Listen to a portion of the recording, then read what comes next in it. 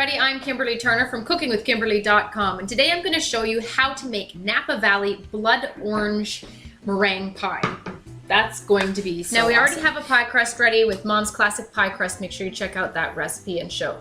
So it's already ready and it's cooled down, but you could use a any kind of prepared crust that you prefer, okay? So this is already par-baked. You don't have to bake that with the filling in except for the meringue at the end, okay? I need 2/3 of a cup of blood orange, and I'm using fresh blood oranges today. If you haven't seen these before, they are the coolest fruit, I'm telling you. So they're like a regular orange, except the inside has this amazing red crimson color, okay? This one you can't really tell is a blood orange. It just has a little bit of red. So they vary from looking like a regular orange on the outside to really, really red like this. But when you cut into them,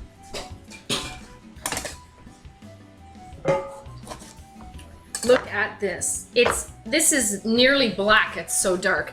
That is absolutely gorgeous. Beautiful crimson color. So instead of doing a lemon meringue pie today, we're going to do something a little bit different. It's going to be very, very pretty.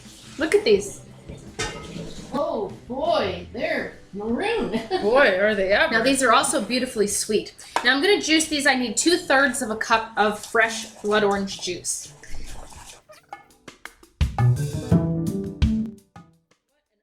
Color. It is just this dark blood color. Beautiful. Now I'm also going to add the pulp into my recipe because we like pulp. If you don't like pulp, you don't have to do that. But make sure you pick out any seeds so that you're not adding that to your filling. It looks to me like I'll need 2 of these guys. So on my stove top, I'm getting ready. It's 1 2/3 of a cup of boiling water. I also have 2/3 of a cup of just plain cold water. And I'm going to start combining some things in a medium saucepan. I have 1 1/2 cups of sugar. I have 7 level tablespoons of cornstarch and 1/4 teaspoon of salt. So I'm just gonna combine that evenly in my pan before I start adding the liquid. I want this to be evenly combined. Now I'm going to add my blood orange juice with the pulp and the cold water. I'm also going to add some vinegar. I know that sounds crazy, right? But I'm using this really awesome vinegar. This is Napa Valley Vinegar Company's blood orange vinegar, and it actually has blood orange puree in it. It's a nice sweet vinegar. It's going to give us a little bit of tang to what we're doing here. Now, lemon meringue pie is nice and kind of tangy because lemons are much more tangy than oranges. So we're going to add a little bit of tang to this. I'm going to add about 1 tablespoon and maybe 1/2 to this mixture here. And you can find this online at winecountrykitchens.com. They have a whole line of these awesome fruit vinegars that are all really amazing. But since we're using blood oranges today, this is the perfect opportunity to use this up. I'm also going to make sure I get some zest. I need about 1.5 tablespoons of the zest of the blood orange. So make sure you do that as well. If you don't have blood oranges or can't find them because they're only available for a very short time in the beginning of spring, if you can't find them, you can always do this meringue pie with regular oranges. It would be really, really lovely. You could even use tangerines. You could even use grapefruit. So the zest is going to go in near the end, but I want to make sure that you get it done now. So we're going to mix this through, and I have it on a nice, like a medium-low heat right now. So stir that through. You want to make sure that the liquid is cool when you're stirring in the cornstarch, or you're going to have clumps, and you certainly don't want that. It looks amazing, and it smells just delicious. Now I've separated 4 eggs into egg whites and egg yolks. I'm using the egg whites for my meringue for later. Make sure you have no egg yolk in there at all. If you do, it's a problem. It's not going to whip up as nicely as you want. So I'm just going to use these 4 egg whites. You want to beat them up well before you start adding them to this mixture. All right, so I'm going to add my egg yolks in here, and I'm going to whisk them well to blend into this mixture. Then I'm going to start adding the boiling water. So make sure your water on the stovetop, that 1 2/3 cup water, is boiling. You're going to start adding that ever so slowly. You do not want to scramble your eggs. This is the whole point. So you're going to be whisking really, really furiously and adding that boiling water super duper slowly because you don't want that to happen. That's also why we're working on a very low heat. Okay, so I'm ever so slowly going to add this boiling water to my mixture. Whisking all the while. This is tempering the eggs in a way and also cooking them. Okay, so now we're gonna bring this up to a boil very slowly. So I'm gonna bring this mixture up to a boil now, ever so slowly, stirring, you know, pretty consistently. You wanna do this nice and slowly, and as soon as it comes up to a boil and you see it's gonna start thickening, that cornstarch is your thickener. As soon as it starts boiling, that's your full thickening power, but I'm gonna let it just go gently for another minute to make sure that, you know, everything's activated. So, off we go. This might take a little while, but be patient. It's definitely gonna be worth it. All right, this has gone to a boil, and then we let it simmer for another minute until it thickened. And you're gonna see that it is nice and thick. See that? It's kind of like a thick pudding. All right, so now I'm gonna add that zest in. Lovely, that's gonna be so pretty. What a lovely color too, Mom. Mm-hmm. Boy, oh, and the smell is just outrageous. Oh, that smells so good.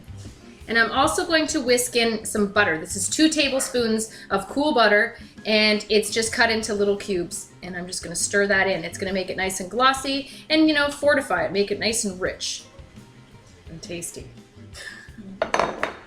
Oh, so excited. Now what we have to do is we're gonna pour this into our pre-baked pie crust. Make sure you do a quick taste test of your mixture here to make sure that it's sweet enough. If you need to add a little bit more sugar, feel free to do so. You could probably add up to 1 2/3 of a cup of sugar. That looks great. So now we're gonna pour this into our pie crust. It almost looks like rhubarb, doesn't it? So make sure you get it all. You don't wanna miss any of that good stuff right there. That is so good. Oh yeah. Okay, you're gonna want that. So here is our gorgeous pie, and we're just gonna kind of let this sit to the side for a moment. We're gonna start making this egg whites, whipping our egg whites for the meringue, and get that on. You're gonna throw that into the oven relatively quickly too, so that you can bake it, and then it can all just cool together. When you do it with the filling underneath that's still warm, it helps cook that egg white from the bottom, the meringue. And we're gonna do like a mile-high meringue pie. That's how we do. So we do have 4 egg whites right now, and I'm going to actually add 1 extra to make it 5, just to make it more volume. Okay, so you see me in a second. All right, we're getting this meringue ready. I have 5 egg whites going here into the bowl. Nice clean bowl, clean beaters. No oil or it won't whip up nicely. And I'm going to turn this on to medium speed until things get a little bit foamy. Okay, now we're gonna add 1/4 teaspoon of cream of tartar. This is a white substance, and if you see it in your stores, any grocer has it, and this is gonna help stabilize your egg whites. It's gonna help keep it nice and fluffy and whipped up still. So this is gonna go until you form nice soft peaks. Now I'm preheating my oven to 400 degrees Fahrenheit so that we can put the pie right in as soon as we put it on the pie. So we have soft peaks. All right, soft peaks have formed. I am preheating my oven to 400 degrees Fahrenheit, so it's ready as soon as we get this meringue on top of the pie. I'm gonna start adding 1/2 cup of sugar slowly. You want it to go to a stiff peak, but you want them to still be glossy. You don't want it to be dried out, okay? You want them to be still a little bit moist. So, in it goes. Okay, we're looking good here. I'm gonna show you what this looks like. So you're gonna see that it holds a stiff peak there like that, but it's still nice and glossy, okay? So that's ready.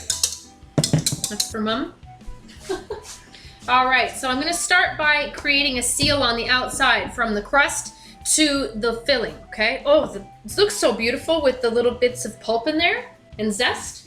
So just use your spatula and go around all around and make sure that you're making a nice tight seal. Then you can just mound it up as you see fit. It's so shiny. I like to use one of these little cake spatulas to move it around ever so gently. Ooh, this is gonna be pretty. The egg whites are so glossy today, Mom. Once that's done, you're gonna go ahead and pile it high. Don't waste any of that. So make it a nice pretty mountain. And you're gonna create some nice peaks as well. You want it to look like a cloud? I do. Now take your little cake spatula again, and you're just gonna kind of lift it up like this and create a whole bunch of pretty little peaks everywhere. All the tops of those little peaks are going to go ahead and brown up, and they're going to be so beautiful. Okay, so that's what it looks like before it's going in. It's going in at 400 degrees for 10 to 15 minutes or until the peaks are nice and golden. You don't want it to burn. What a glorious pie. It is perfect. All beautifully golden, each peak.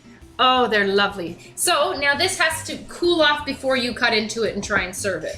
Now, if you tried to cut into this pie right now, it would just kind of ooze all apart. That's not what you want. It needs to be nice and cool to serve. I can't wait to try this pie. It's gonna be perfect. Woo, it's so pretty. Beautiful. All right, we'll see you then. All right, I think it's ready to go. The bottom is just a tiny bit warm, but we can't wait to eat it. We're gonna try it anyway. So grab yourself a little sharp knife and a cake lifter and just dive in. So exciting. I can't wait to see what this looks like in here. Oh yeah, we're good to go. That came out beautifully. This is absolutely gorgeous. Look at this pie.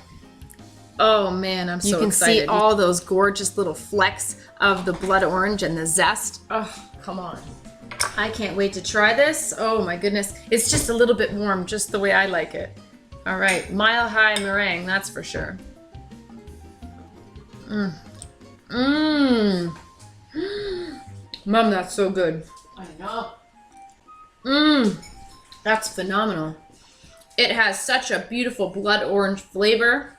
Oh, it's so tangy. My mouth is just watering. Mmm. The crust is nice and flaky as always, Mom. Mmm. Mmm. It's like just so delicious. I can't even. Ugh. What a lovely meringue pie. Those pieces of the pulp and the zest in there are just so tasty. Mmm. Mmm. The vinegar really tanged it up, didn't it? Absolutely delicious, really concentrated blood orange flavor.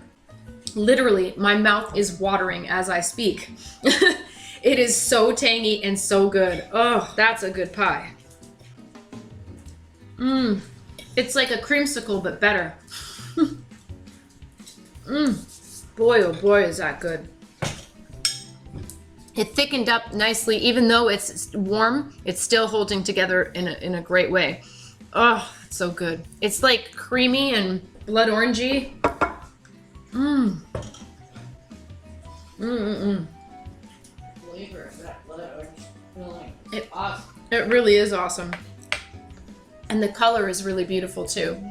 Anyhow, I really hope you try this recipe. You're gonna be just flabbergasted how good this is. Man, what a lovely pie. You're gonna have to do it. Look at that. Everything about this pie is fantastic. That filling is so smooth and buttery, Mom. Oh, anyhow. Make sure you try this recipe out. Check out winecountry.kitchens.com for this blood orange vinegar from Napa Valley Vinegar Company and all of their whole line of vinegars. Beautiful fruit pureed vinegars of all different flavors, and they have been so nice to work with, whether you're making desserts, you're making cocktails, you're making a salad vinaigrette or a marinade. They're very versatile, really delicious. You're gonna love all of them.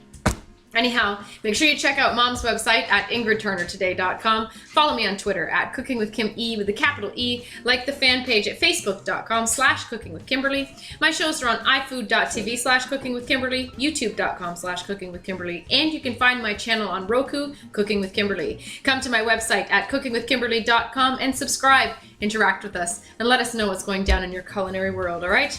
Be a champion in your kitchen and eat deliciously. Bye.